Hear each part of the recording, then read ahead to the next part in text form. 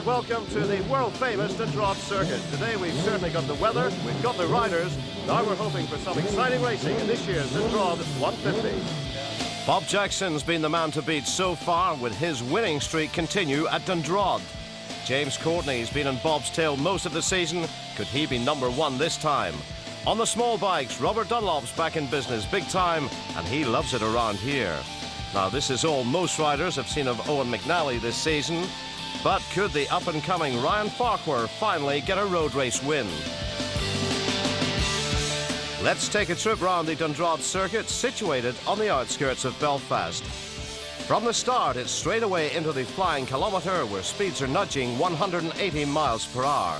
Next, it's Rock Cross, negotiating sweeping left and right-hand bends. That leads into Leathamstown, the first real corner on the circuit.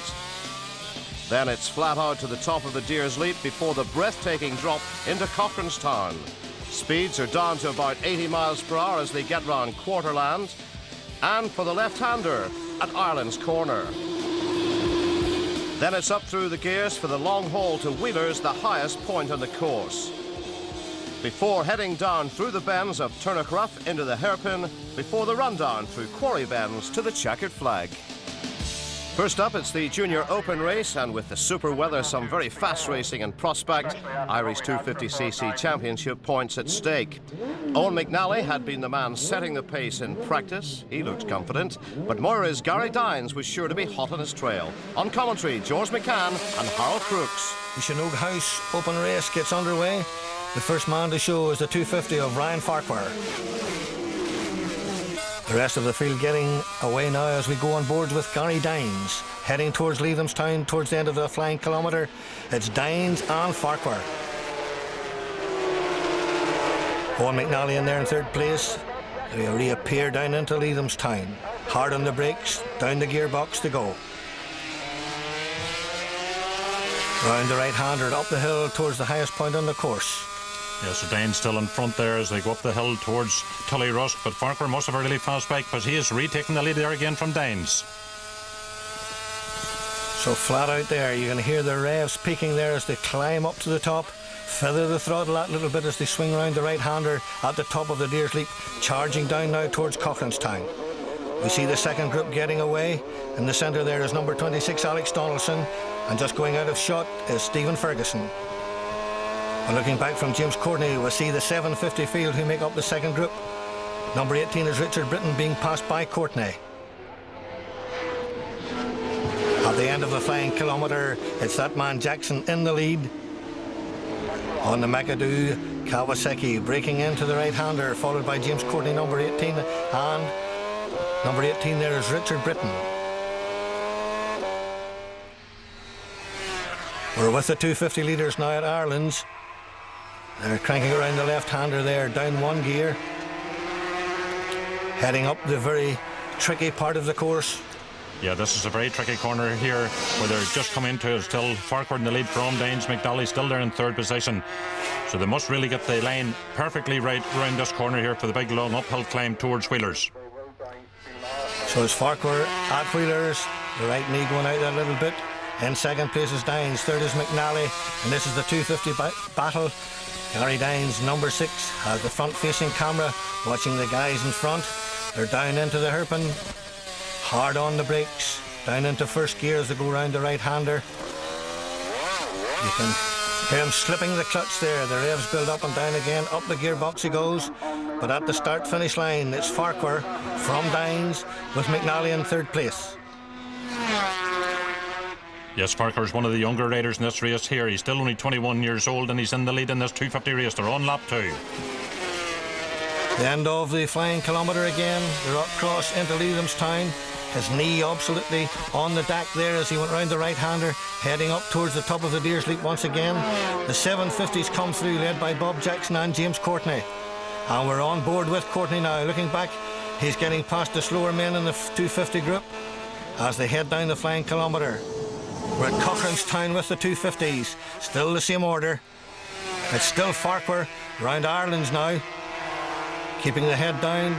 Dynes has a look to see who's behind, and it's Owen McNally who looks behind to see who's behind him.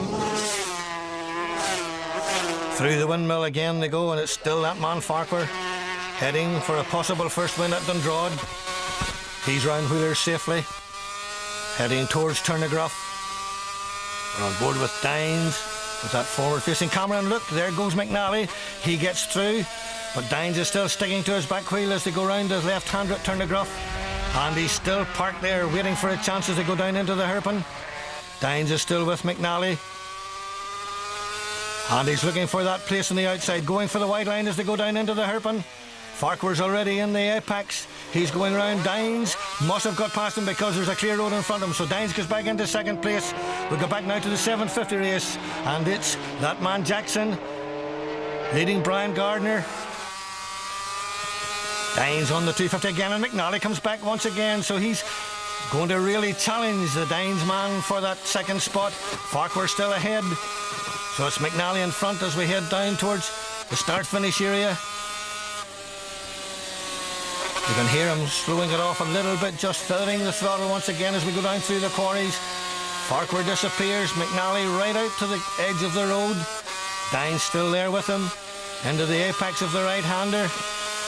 Very, very tight right-hander now down into the start, very fast. It's Farquhar, McNally and Dynes, the order as they go across the line. And Farquhar seems to be pulling away at this stage in the race, Harold. Number 77, Farquhar there, the man in front, and just easing away from the other two fellows behind him. Down into the rock cross and down into Leathamstown again. It's Farquhar with McNally now closing in. Dynes still there in third place, so the three of them round Leathamstown, opening up the taps as they head up towards the top of the Deer's Leap once again. Yes, up to the top of the Deer's Leap, up to Tully Ross corner, a very, very fast corner. They're in sixth gear at the moment. They'll nip down one gear into fifth for the corner itself. Here they come into Tully Ross. And McNally has got him, so McNally's now in the lead from Farquhar as they go down the Deer's Leap. You can see the front wheels pawing there, leaving a little bit of daylight between them and Dynes as they head down towards Cochranstown. And this is Cochranstown. All three rounds safely. We're now at Ireland's, and it's still McNally from Farquhar. Yes, he's still there. McNally has a wee look round to see if he is there. At the windmill, it's still the same order. But by the time we get to Wheelers, Farquhar is in front. There's the leader of the 750 race, Bob Jackson, leading from James Courtney on the Tilston Honda. Farquhar and McNally at Turnagruff, heading towards the hairpin, right on their side as they go around the last left-hander. Into the hairpin, we're with Gary Dynes on board camera, getting the view of the boys in front. Across the line, it's still Farquhar from McNally. Dynes holding on there, but McNally is pointing at the back of the machine as he goes across the line this time. So coming down towards the end of the flying kilometre, is still Farquhar in front, McNally second, Dynes third, so no change in the running order at the moment. Farquhar on the brakes, a little bit of a wiggle there. McNally having a little look in the inside there as he breaks into Leathamstown, but there's no room to get through. Here's another look down at that left-hand side of the back of the machine, so he must have a problem, George. Well, he could have, because these 250 Aprilias are a little bit fickle. They have to be set up spot on to get the maximum speed out of them, and I don't think he's getting the maximum speed out of that bike at the moment. And at Cochranstown, where we see them now, he is losing that little bit of ground, but they're the two leaders of the 750s, Jackson and Courtney, starting to catch up on the front three in the 250, and Jackson goes through past Gary Dynes on the 250 as we come up to Quarterlands. We're now at Ireland's with the 250s, and there's Jackson now, third place on the road. Courtney is fifth place on the road behind Dynes and about to go off through on the inside, and there he goes. So Courtney's through into fourth place on the road now. And there's McNally touring. That looks like McNally touring. That problem must have got worse. So he is basically out of the 250 race. Jackson and Courtney now in between the first and second of the 250s. Jackson on full song at Wheelers. Right on his tail is James Courtney on the Tilston 750 Honda. So it's the McAdoo Kawasaki in the lead from the Tilston Honda. In second place in the 750 race, first and second on the road now. But the 250 battle still rages behind them. Between Farquhar and Dynes now. It's down to a two-horse race as the last lap flag goes out. Yes, and Farquhar's, he's doing his best to keep up with the big 750s, but really be fighting a losing battle here, because they're much more powerful, the big 750 Kawasaki of Jackson and the RC45 of Courtney.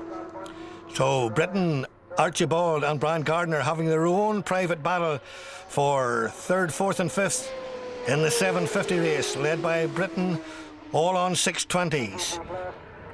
And it's Britain from Archibald, from Gardner on the brakes into Leathamstown. Little bit of a wiggle there from Britain on the Schimmel machine. Full power on now as they go across the crest at the top of the Deers Leap. You can see, look at the bounces of Britain as he goes down the Deers Leap, flat out there over the last jump before they come down to Cochranstown. Jackson in Cochranstown, Courtney in Cochranstown. Jackson at Ireland's, Courtney at Ireland's. And he still has him in his sights, that man Courtney, on the Tilston Honda. But he's lost a little bit of ground by the time they reach the windmill. At Wheelers, Jackson is absolutely superb. The head tight in behind the screen a minute. He gets round the corner. Beautiful riding there from Bob Jackson on the McAdoo Kawasaki. Back to the 250s. Farquhar is still leading, but he's losing a little bit of ground to Dynes, George. Down into the hairpin for the last time, and Dynes is visibly closer this time to Farquhar. Look at Farquhar just in front of him there. Out of the hairpin for the final time. Just 1.5 miles to go to the checkered flag. Up they go through the gears. The revs build up. Gary Dynes has Farquhar in his sights round the left-hander heading for the Flew Bog. Little right-hander before it. Farquhar there, the knee coming out slightly. He's going down the gearbox round the left-hander, and he must have a problem because Dynes gets past him on the inside there. And Bob Jackson takes the 750 win. We're looking now for the 250s again. It's a clear road for Gary Dynes, an unexpected first place for him as he crosses the line. And there's the unfortunate Farquhar hammering the air, and he looks down at the tank, and it looks as if he's out of fuel after leading for 6 laps. Yes, an empty fuel tank costing Ryan Farquhar his first Dundrod win. He coasted over the line 16 seconds behind Gary Dynes. Jerry Brennan claimed 3rd place. Farquhar disappointed, but philosophical. That's the way it goes, that's racing. You know, you don't win until you're over the line, but I enjoyed it. Just even leading for that length of time. In the last, half a mile, you know, just ran out of petrol and freewheeled over the line second. I suppose it couldn't be worse. In the middle of the race, my head went, and I thought there was something wrong with the bike, but it's just kept talking to myself, and you know, to get on with it. I got the concentration all back, and as I say, I caught him. Took 5 seconds out of him in the last lap there, caught him. But him running out of petrol